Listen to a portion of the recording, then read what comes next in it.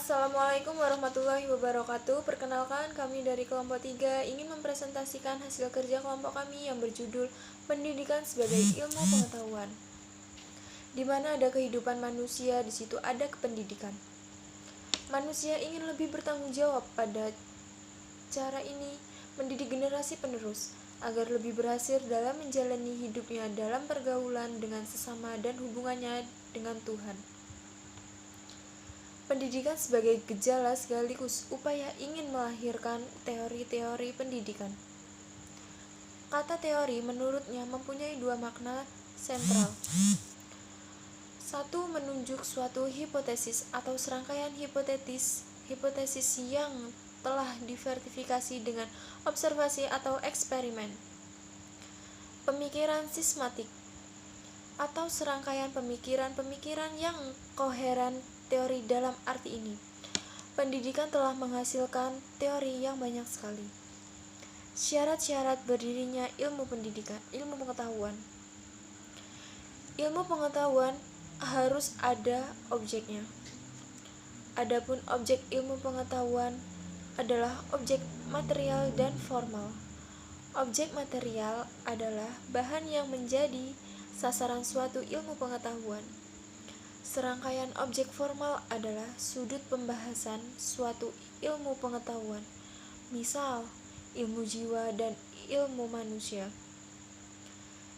Ilmu pendidikan sebagai normatif, teoritis, dan praktis.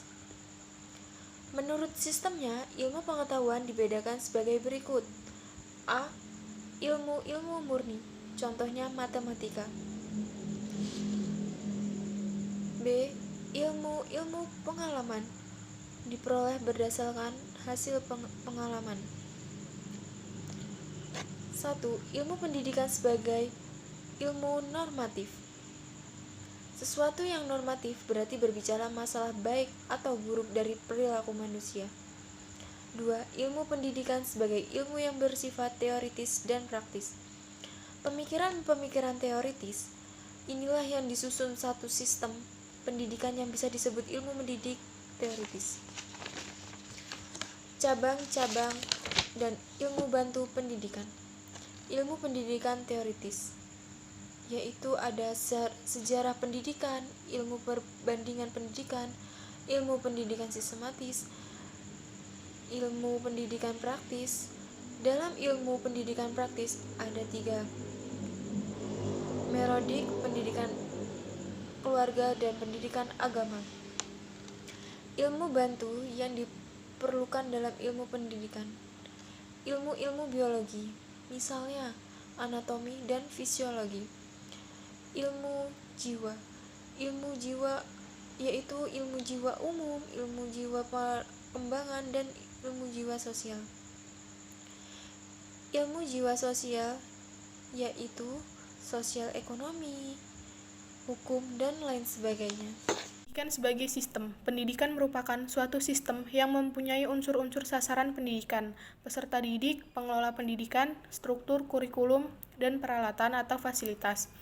Pendidikan merupakan suatu hal yang tidak dapat dipisahkan dari kehidupan manusia. Pendidikan menduduki posisi penting dalam pembangunan suatu bangsa.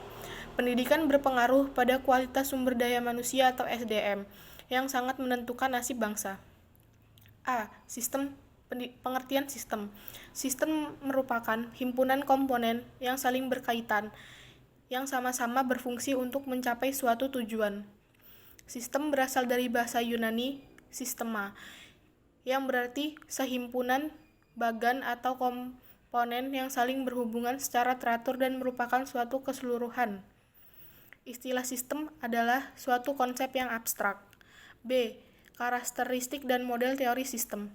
Teori sistem yaitu suatu kerangka yang terdiri dari beberapa elemen atau subelemen atau subsistem yang saling berinteraksi dan berpengaruh. Konsep sistem digunakan untuk menganalisis perilaku dan gejala sosial dengan berbagai sistem yang luas maupun dengan subsistem yang tercakup di dalamnya. Karakteristik sistem yaitu 1. Keseluruhan bersifat primer, bagian-bagian bersifat sekunder. 2. Interaksi adalah kondisi saling berhubungan antara bagian-bagian. 3. Bagian-bagian membentuk sebuah keseluruhan. 4.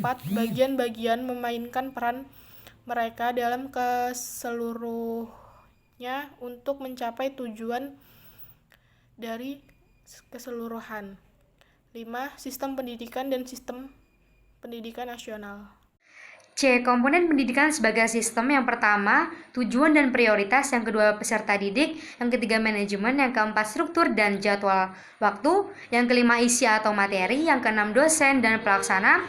Yang ketujuh, alat dan sumber belajar. Yang kedelapan, fasilitas. Yang kesembilan, teknologi. Yang kesepuluh, pengawasan mutu. Yang kesebelas, penelitian. Dan yang kedua-belas, biaya pendidikan. Kedua-belas komponen tersebut adalah wajib dipenuhi dalam pelaksanaan pendidikan. Kalau salah satunya tidak dipenuhi, maka pendidikan akan menjadi timpang dan terlambat. Contohnya saja seperti terbatasnya biaya pendidikan, maka pelaksanaan pendidikan akan sangat terbatas karena penyelenggaraan tidak mendapat upah atau bahkan terhenti karena tidak dapat mengadakan fasilitas penyelenggaraan pendidikan.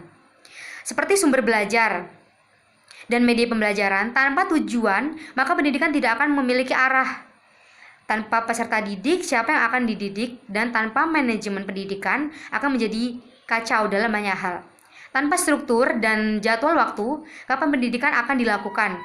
Tanpa isi atau materi, apa yang akan dijalankan, diajarkan, dan tanpa dosen, siapa yang akan mengajar? Tanpa alat pun, dari sumber belajar, maka tidak akan bisa belajar.